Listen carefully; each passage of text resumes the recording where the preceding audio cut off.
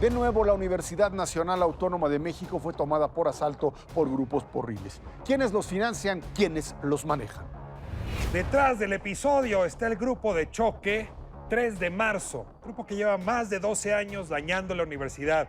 ¿Quién está detrás de ese grupo? ¿Qué interés político puede haber? En medio de rumores y versiones encontradas, el rector de la UNAM, Enrique Graue, se reunió con el presidente electo, Andrés Manuel López Obrador. Esto es En la Mira, comenzamos.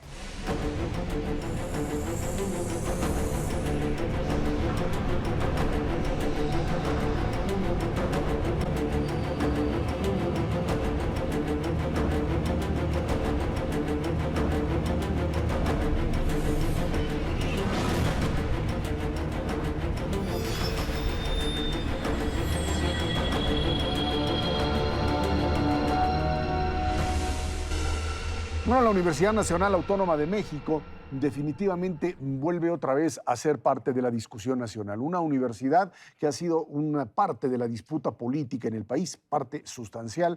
Uno pensaría que esto era pues, un elemento del pasado, que estaría superado después de que varios rectores lograron pues, calmar la situación interna. Sin embargo, pues, grupos de poder, personajes políticos que no aparecen, pero que tienen la capacidad de manejar grupos de choque.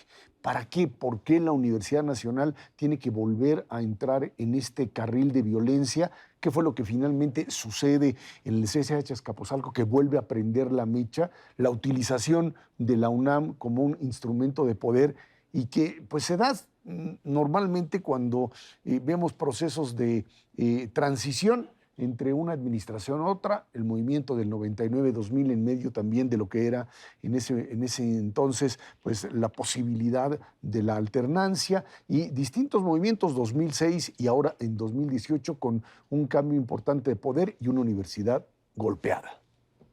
Bueno, lo que tienes ahí es, primero, yo no veo que sea cosa del pasado. La universidad es un microcosmos de la sociedad mexicana y sobre todo de la capitalina, y hay de todo en la universidad. Están los porros, de los que vamos a hablar ahora, de lo que tanto se ha hablado. Están los grupos anarcos, que tampoco se sabe muy bien quién los maneja, y que tanto uno como los otros son grupos profundamente provocadores y que buscan la desestabilización de la Universidad Nacional.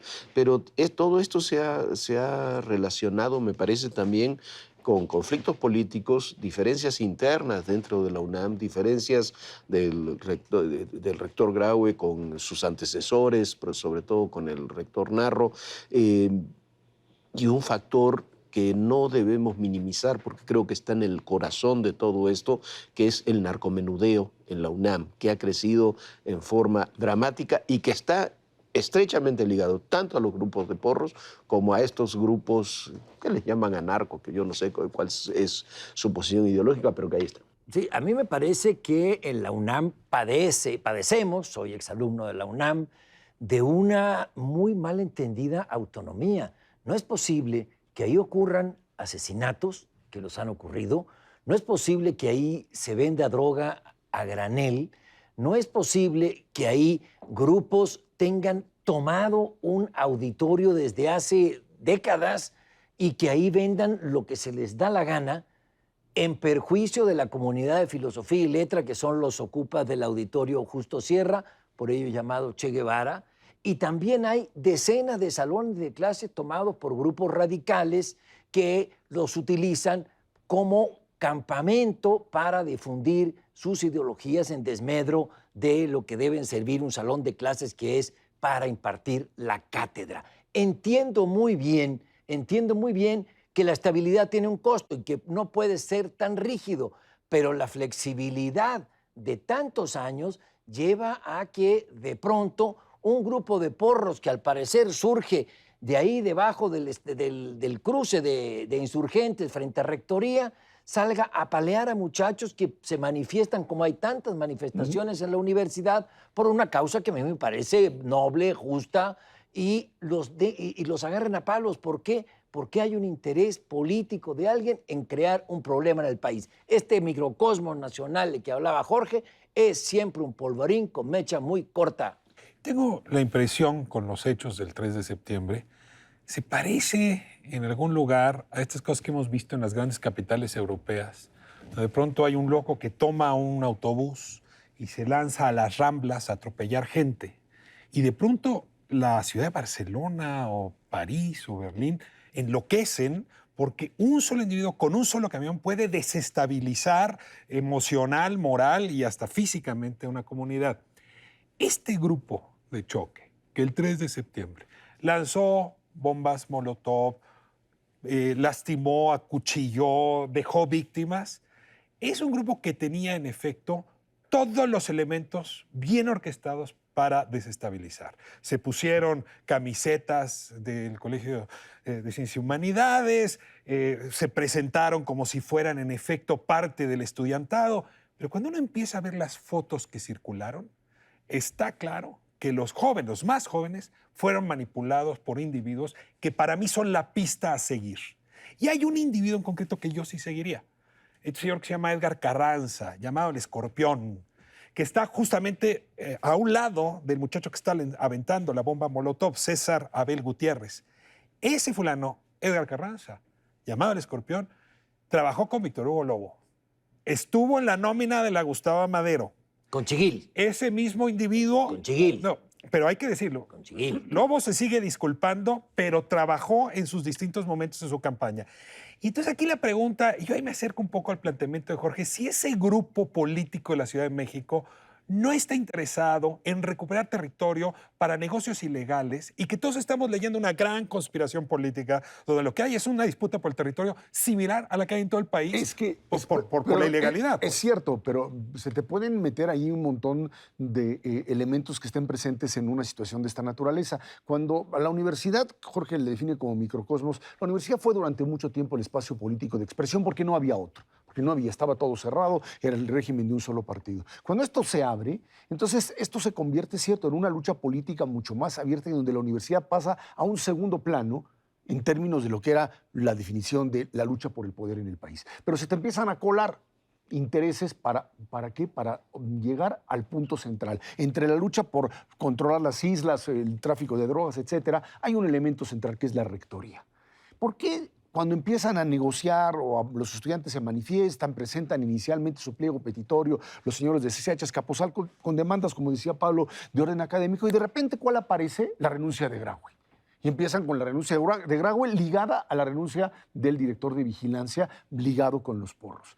¿Qué hay? ¿Por qué tienes que pedir la renuncia del rector? Es una vieja demanda, como se hizo en otras ocasiones, en donde el interés era tumbar al rector, porque en medio de este loco, que no creo que sea individual, o sea, un tipo claro que no. no es un camionero que se aventó encima, es un camionero que alguien le dijo que aventara el camión encima, sí, terminamos por generar esta idea de que hay que sustituir al rector por alguien que me sea mucho más afín a, no sé, quizá a la nueva administración. Pero lo que sucede es, hay una lucha de espacios de poder por la falta de control que existe en muchos ámbitos también. En el pliego petitorio, el punto 1 que presenta este grupo de estudiantes en la asamblea del viernes es exigimos fin de la violencia y seguridad en la UNAM, pero el 1 o 2 puntos abajo exigen que no entre ninguna fuerza de seguridad en la universidad. Entonces es muy difícil, y a eso le sumamos las contradicciones de las propias fuerzas de seguridad, con la Policía Federal deteniendo a unos y la Procuraduría de la Ciudad de México dejándolos en libertad por falta de pruebas. Es muy difícil garantizar tantas cosas al mismo tiempo. Yo creo que sí ha habido diferencias políticas, hay diferencias, son públicas, del rector Graue con Juan Ramón de la Fuente y sobre todo con José Narro. Las hubo con Andrés Manuel López Obrador. López Obrador no fue a la primera reunión de la Núñez cuando estuvo en campaña. Hay diferencias sobre el tema del pase automático y de las cuotas o no en las universidades públicas, pero yo lo que creo que se acerca mucho más a lo que estamos diciendo, a lo que tú dices. Hay grupos que quieren desestabilizar porque quieren espacios de poder propios a partir de la desestabilización de la propia universidad. Me voy a los hechos. Esto ocurre, no es casualidad, y el que crea en las casualidades, en este caso creo que se va a equivocar, ocurre en el proceso de transición de gobierno, de cambio de mandos en la federación, donde hemos tenido una transición de terciopelo, como se le ha dado en llamar, y aquí un grupo quiere crearle un problema tanto porque así es, le crea un problema al gobierno saliente y al gobierno entrante. Los problemas en la universidad se pueden detonar a partir de lo que señalabas, de un grupo que decide crear un conflicto. En este caso, porros que agreden a jóvenes, y nada molesta más a los estudiantes que la actitud prepotente de grupos porriles en contra de chavos que hacían algo justo. Pero no sabe dónde va a terminar. ¿Quién va a tomar el control de todo este tipo de acciones? ¿Quién va a ser el ganador? Eso no lo sabe ni el que armó el conflicto. Sí hay expertos en crear infiernos porque ellos son los bomberos y luego se presentan como bomberos. Yo hago la mesa de conciliación, yo paro este pleito. A ver, pero sí hay una especie que me gustaría que conjuráramos hoy. Es decir, esta posibilidad que yo he leído mucho en redes de que en realidad fuera un pleito de cúpula política, no me cuadra, porque no hay a ningún actor que hoy le convenga incendiar la universidad. Si el presidente entrante sería un suicidio, incluso si Andrés Manuel López Obrador quisiera influir en la vida de la universidad, que lo voy a poner nada más como hipótesis, pues el cambio es el año que entra, no este. No es este el momento para echarle a perder su toma de protesta o de posición. ¿Quién? El gobierno saliente, ridículo. Los exrectores, ridículo. Es decir, yo no veo una crisis de cúpula, aunque se quieren presentar como tales. Esos factores existen, son Sí. reales. Lo que se quiere manipularlos Ahora, precisamente claro. para presentarlos como un conflicto que ese no puede ser Ahora, el conflicto. si me dicen, ¿es una crisis de poder que vincula a la UNAM con la Ciudad de México y con los grupos que desde el poder de la Ciudad de México influyen en la universidad y que no quieren perder espacios? Ahí sí me parece que como en el término meso, en medio de la crisis, sí podríamos encontrar actores con interés político. Es que, ¿Quién- Ricardo, yo quién creo no que el quiere problema quitar aquí, el problema aquí perder también, espacio? ¿Quién se lo va a perdón, Juan quitar? Pablo, el problema aquí es Bueno. que aventaron la piedra, esto se hizo un efecto, por supuesto, de ondas, y te aparecen los distintos actores, cada uno con sus intereses. ¿Por qué están ahí los señores del CGH del año 99? ¿Qué hacen ahí? Reviven y te vuelven a aparecer como una parte fundamental del conflicto. Que no se han Sí. muerto, porque Porque- todavía tienen porque que se les sí, mueve la patita, como Claro diría. que sí, después de 18 años. Todavía no se reciben, hombre. Ahora que dicen, Eso nuestros es. hijos Nuestros están hijos. de vuelta, ¿no? Es que dan No, ternurita, bueno, está hombre. bien. La UNAM Los no hijos puede- del Mosh. Perdón, pero todos La UNAM no entran puede en ser algo. terreno de nadie, Todos, Ezra. No exactamente. puede ser terreno de nadie. Pero yo lo entiendo, pero tu problema es un problema de Del más gobernabilidad fuerte. y es un problema, dice Ricardo, que tiene que ver con la Ciudad de México. Yo lo haría más extensivo. La universidad es un lugar muy sensible. Tú entras, avientas la piedra y se meten todos los elementos políticos. Hay que conciliarlo. Hay que conciliar, y hay un punto, abonando lo que tú también decías, esa contradicción entre Policía Federal deteniendo a los porros y Y soltándolos, Procuraduría ¿no? soltándolos casi inmediatamente, es Se un parece tema. al país, dijiste, la UNAM como microcosmos. Nos despedimos El en la relajo de la vida transición. próxima semana. Aquí, las discusiones que son tendencia.